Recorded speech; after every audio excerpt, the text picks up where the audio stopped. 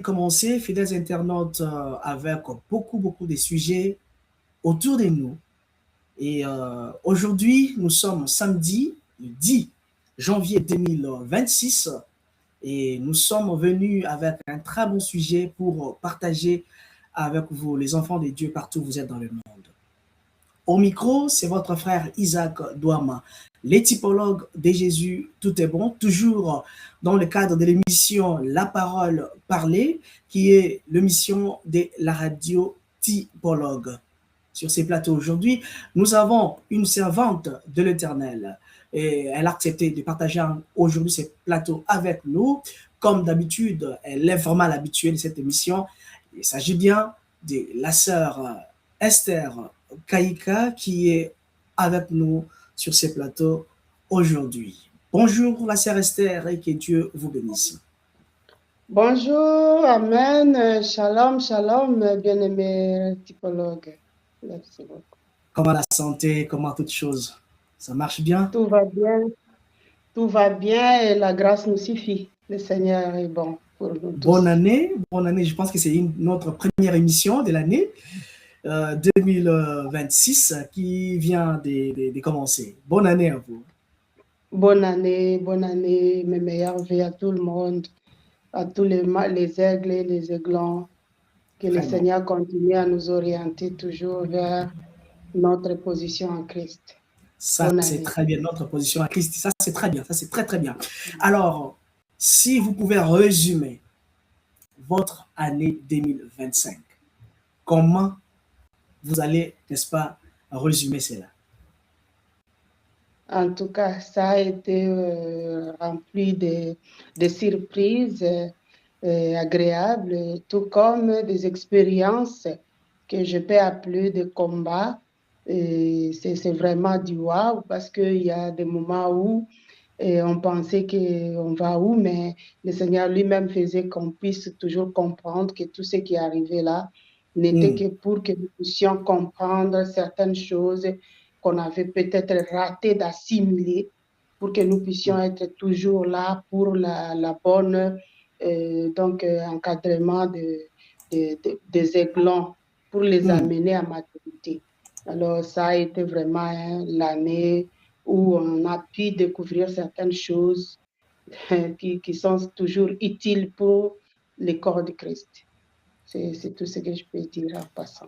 Ça c'est très bien. Ça, c'est très bien. C'était une année vraiment avec beaucoup de surprises, une année de grâce. Donc, je pense que vous qui nous suivez aussi, vous pouvez mettre aussi, n'est-ce pas, en commentaire comment a été votre, comment vous pouvez résumer votre année 2025. Voilà.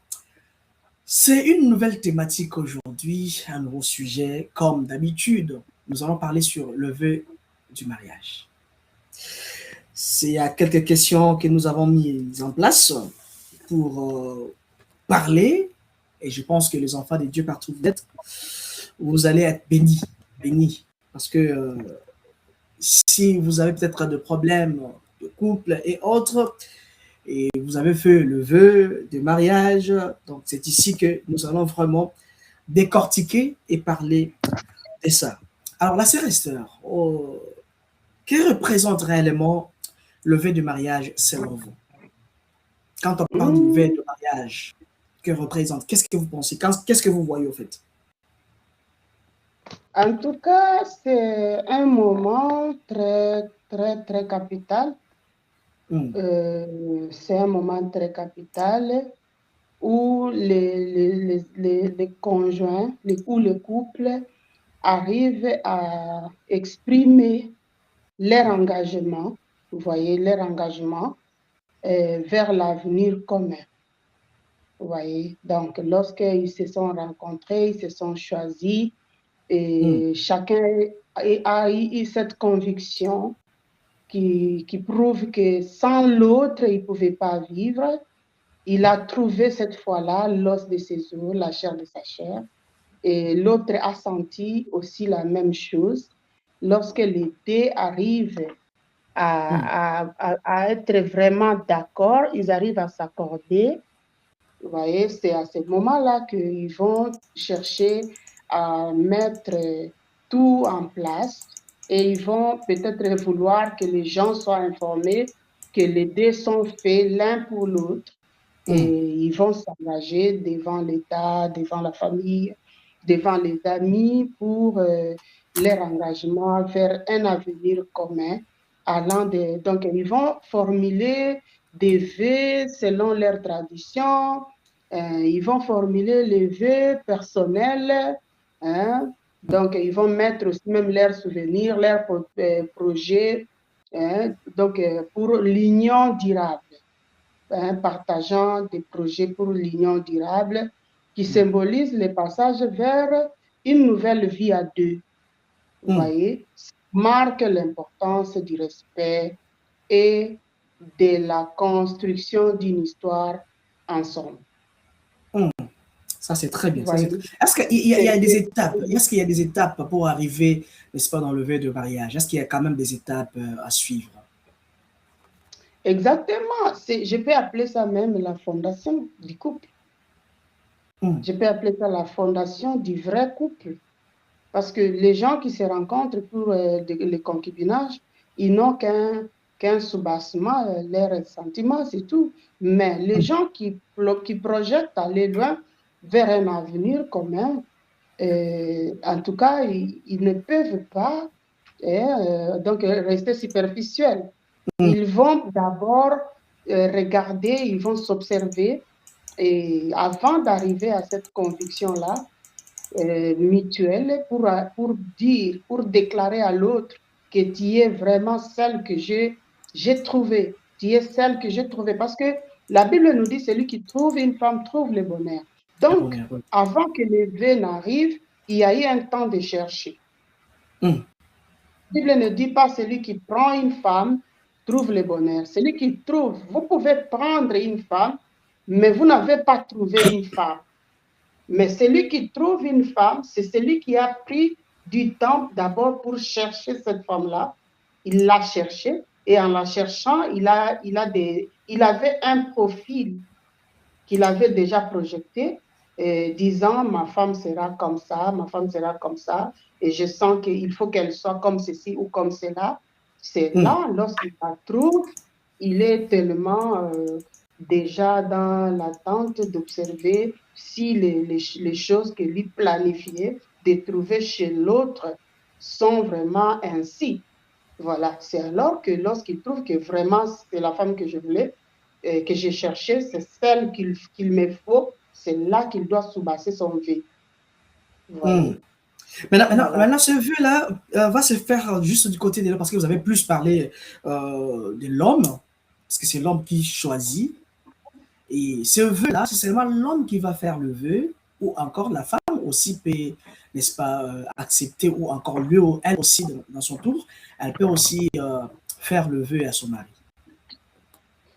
Oui, avant le vœu, nous avons d'abord l'étape du stress, où beaucoup d'hommes ont toujours eu même peur d'approcher une femme. C'est vrai, il peut déjà trouver la sœur, mais il y a toujours cette étape-là du stress où il n'est pas encore sûr que si la sœur va l'accepter. Voilà, oui, si la sœur, il faut aller demander sa main, d'abord à deux. Là, il n'amène pas. Aujourd'hui, nous voyons la modernité qui pousse aux jeunes d'imiter les choses qui sont des fois pas bien, en allant directement devant la masse, demander la main d'une femme pour la première fois. C'est dangereux parce que elle peut ne pas encore être disponible de vous accorder sa main. Parce que quand vous la trouvez, vous l'approchez. Et là aussi, le temps, il y a, c'est vrai, cette connexion-là, toujours chez une femme. Quand un homme t'approche pour la sérieuxité, tu vas ressentir. Et tu prends aussi le temps d'observer. Alors, si tu viens si vite devant la masse, demander déjà la main d'une femme, elle peut rejeter parce qu'elle n'a pas encore eu le temps de bien évaluer réellement la personne avec qui elle veut s'engager. Parce qu'elle doit prendre du temps qu'elle veut. C'est là où elle est vraiment la reine. Elle doit prendre du temps. Ce qui se passe aujourd'hui autour de nous dans le monde, où on voit un homme dans un restaurant, dans des parcs et autres, et s'agenouille présenter la bague. Est-ce qu'on peut considérer ça aussi comme le vœu du mariage? C'est ça maintenant le problème que je suis en train de décortiquer ici. Ça c'est justement la modernité que Hollywood est en train d'introduire dans la société. Et les autres imitent ce qu'ils ne savent pas. Vous voyez? Je suis sûre que cette étape-là est aussi importante, mais je ne pense pas que ça doit être la première étape. Vous voyez? Ça ne doit pas être vraiment la première étape, parce que la première étape doit se passer dans une liberté, au risque d'influencer les choix. La sœur qui n'est pas encore convaincue de ta sincérité, elle a peut-être encore pris le temps de t'observer, elle n'a pas encore conclu sur qui tu es, et tu sors devant tes parents, devant les amis, avec une alliance pour la demander. Elle peut refuser. Et ça crée un scandale. Peut-être ça peut briser une relation qui pouvait à la longue être utile, qui pouvait à la longue être bénéfique pour vous deux, parce que tu as précipité les choses. Maintenant, si on peut amener ça maintenant du côté de la parole de Dieu, cette manière de demander les femmes au mariage aujourd'hui, comme vous venez de le mentionner, c'est vraiment le style hollywoodien. Cette manière-là est s'agenouiller pour donner la bague, faire la demande à une femme. Est-ce que c'est la parole? Quand on essaie un peu de ramener ça à la parole de Dieu, est-ce que c'est vraiment la parole de Dieu? Pour demander la main d'une femme, elle doit s'agenouiller et faire la demande de la main de la femme. Oui, tout n'est pas sorcier, je veux dire. Tout n'est pas sorcier et tout n'est pas utile. Alors, à savoir différencier les choses qui sont importantes et savoir placer chaque chose, oui, pour qu'il y ait l'ordre, vous comprenez? Alors, quand l'homme trouve qu'il a une amie qu'il a déjà convaincue et il veut demander sa main, et il veut la prouver que désormais, elle sera la reine de son cœur. Alors, c'est à ce moment-là qu'il se rabaisse devant cette femme-là. C'est un symbole d'humilité. Oui. Est-ce que c'est pas le contraire par rapport à la parole de Dieu? Parce que on voit, si vous voulez être reine, c'est-à-dire je suis le roi, alors comment le roi peut s'agenouiller devant la reine? Cependant, on voit souvent, même dans la parole de Dieu, c'est la reine qui venait vers le roi s'agenouiller. Mais aujourd'hui, c'est le contraire. Est-ce qu'on peut considérer ça la parole de Dieu, cette manière, en fait, de demander au mariage? On ne peut pas tout ramener à la parole littéralement. C'est ce que je veux dire. La Bible nous dit tout ce qui est bon, tout ce qui est digne d'approbation, soit l'objet de vos pensées. Si cela est digne de louange, si cela est digne d'approbation, nous ne pouvons pas refuser. C'est l'unique moment où la femme est vraiment libre. Et c'est l'unique moment où l'homme, si cette façon-là de s'agenouiller, disait ce qui est vraiment dans son cœur, disant que désormais tu seras la reine de mon cœur. Donc, cette façon de s'agenouiller prouve qu'il accepte désormais de donner sa vie à cette reine de son cœur, comme la femme bâtit sa maison, et celle qui bâtit, c'est celle-là qui reçoit son homme. Donc, Dieu nous a mis quelque part là dans un test. Il place l'homme au-dessus de la femme, mais il prend l'essentiel, il donne à la femme. Ce qui est important, le bonheur de l'homme. Il met cela à la femme. Alors, comment tu ne peux pas peut-être avoir l'idée de te rabaisser devant ta porte-bonheur?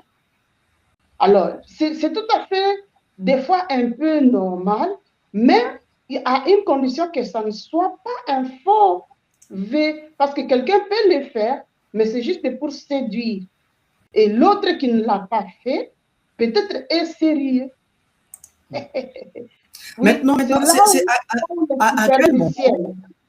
Oui. Maintenant, c'est à quel moment peut-on dire... Ça, c'est très bien. Alors, à quel moment peut-on Mm. dire que le V ne sont plus sincères? Parce que vous venez de le Exactement. mentionner, de le mentionner. Oui, le vœu est sincère lorsque le fond est vrai. Parce qu'on voit les gens fait demander la main d'une femme, mais il a aussi d'autres à côté. Il n'est pas d'abord vrai lui-même. Comment son vœu sera vrai? Ouais. Alors, c'est ça. Il n'est pas vrai. Il connaît très bien que à côté là, il a d'autres. Et lui-même, il connaît. Il a celle qui est brune, il a l'autre qui est bois noir, il a l'autre qui est de courte taille, il aime ceux qui sont de taille élancée, il aime les brunes, il aime les bois noirs, il aime. Et il ne sait pas d'abord faire le choix. Et pourtant, dans toutes les femmes que tu vois, c'est comme des fleurs, tu dois cueillir une seule. Mais ça, Vous c'est vous, voyez? parce que ça, c'est vous qui dites ça, que vous devez juste avoir une fleur. Mais aujourd'hui, dans les réseaux sociaux, on voit des serviteurs de Dieu qui autorisent, ils lisent aussi la parole, ils lisent la Bible, en disant qu'on peut avoir plusieurs femmes, voire même des concubines. Alors, comment vous pouvez dire juste une seule? Oui, normalement, parce qu'au commencement, il n'en était pas ainsi.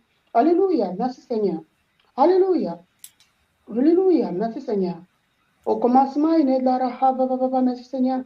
Au commencement, il n'était pas ainsi. Lorsque Dieu a fait dormir l'homme pour créer la femme, il n'a pas enlevé des côtes. Il a enlevé la seule côte. Alléluia. Et